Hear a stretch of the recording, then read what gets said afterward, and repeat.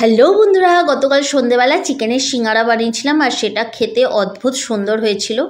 আর তোমাদের সাথে ভাবলাম চলো রেসিপিটা একবার শেয়ার করি। এটা কিন্তু সন্ধেবেলা স্ন্যাক্স হিসেবে ভীষণ ভালো লাগে। আর চটজলদি আমি ঘরোয়া পদ্ধতিতে বানিয়েছিলাম, বেশি লাগে না, শুধু একটুখানি চিকেনের কুচিটা লাগবে, এটাই যা। তো পুরটা আগে বানিয়ে নিলাম। তো ফ্রাইং প্যানে সর্ষের তেল দিয়ে পেঁয়াজ কুচি আর লঙ্কা কুচি আমি একটুখানি গোল্ডেন ব্রাউন করে ভাজার পর আদা রসুন আর লঙ্কা এই বাটনাটা দিয়ে কষাতে থাকছি। পুরটা কিন্তু আমাকে এমনভাবে বানাতে হবে যাতে গোটা 8-10টা আমার সিঙ্গারাটা হয়। তবে আমার সিঙ্গারাগুলো একটুখানি বড় বড় বানিয়েছিলাম, তো সেই জন্য ছোট ছোট বানালে হয়তো সংখ্যায় বেশি হবে। আর আমার কাছে চিকেনের পরিমাণ অনুযায়ী তো পুর দেবো, তো একটুখানি টমেটো কুচি দিয়ে দিলাম, জাস্ট একটুখানি কালারও আসবে আর টক টক ব্যাপারটাও আসবে।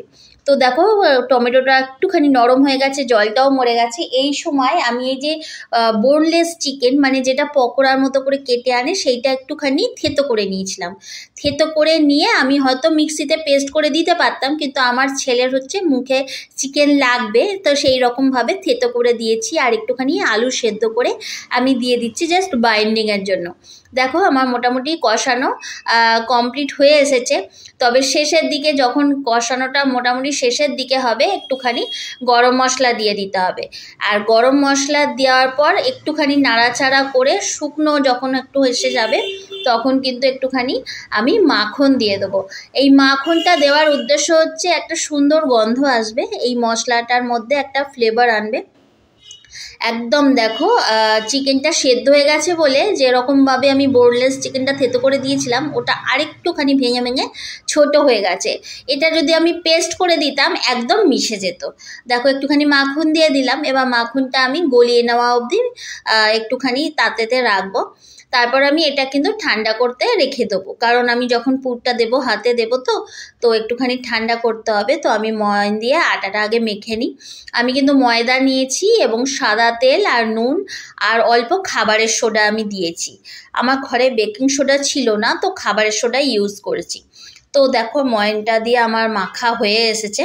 তবে হ্যাঁ, ভালো করে ঠেসতে হবে যতক্ষণ এই দেখো আঙুলে আমার লাগছে না, আঙুলটা সাদা পরিষ্কার হয়ে উঠছে। তো মোটামুটি মাখা শেষের দিকে।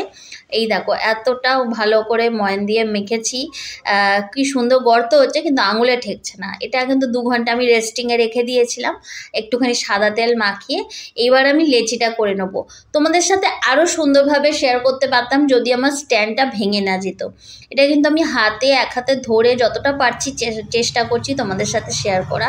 এবার এই দেখো লেচির মতো করে বেলে নিয়েছি এবং মাঝখান দিয়ে ছুরি দিয়ে কেটে আধখানাতে যেরকম সিঙ্গারা ভরে সেই রকম জল দিয়ে জাস্ট সে খাম করেছি।